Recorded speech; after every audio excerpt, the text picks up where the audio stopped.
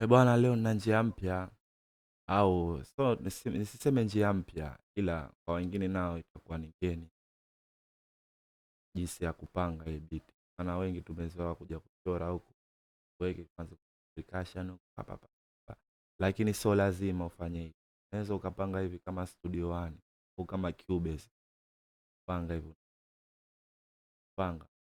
Na hii mimi nimeona ndo inanipa matokeo mazuri kweli, kwa sababu beat wala sikufanya vitu vingi, ili balance tu hizi percussion vinanda nimeacha, la sikutia huko kwenye mita, na nimeweka mastering and stereo ni heza basi.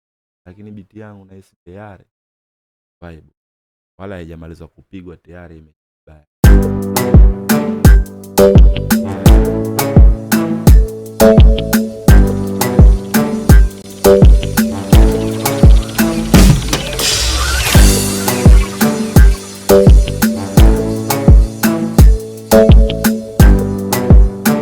Bana, mimi hivi nilipanga moja moja kama hiki.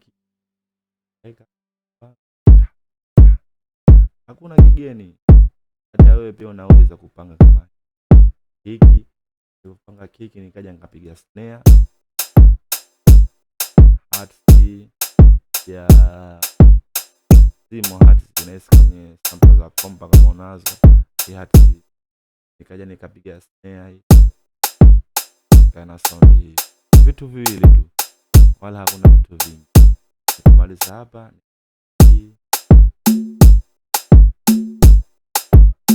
nikupanga tu, na nimeona kwa sababu unapoweka hapa kitu kinakuwa vile vile na ubora wake.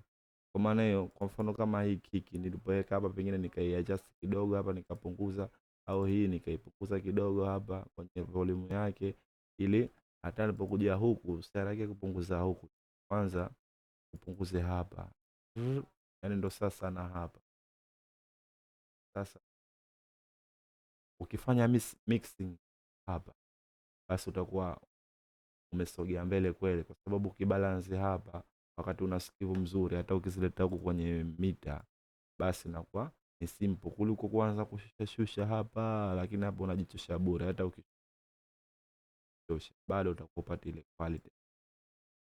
Bana, mimi nimeona hii njia ni nzuri sana piga beat FL, sababu kitu kinakupa wake.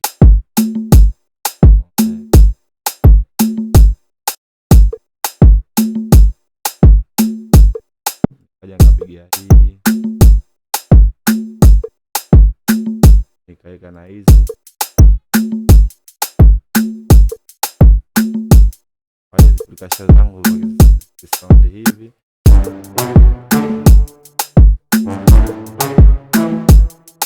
Bana, like kama hii ni matata sana.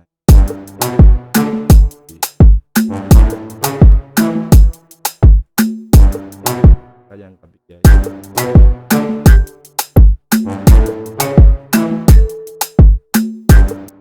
kapiga na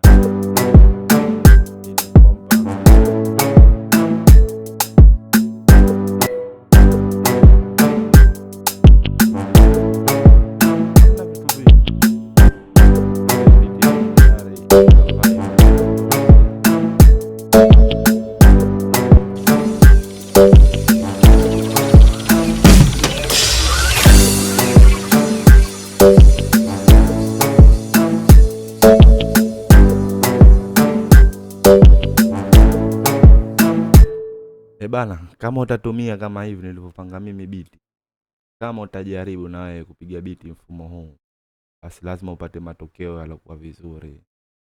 Na kitu cha muhimu cha kuzingatia ni kubalance. Ukiweza kupanga kama hivi na ukabalance beat yako vizuri, lazima upate matokeo na utanishukuru.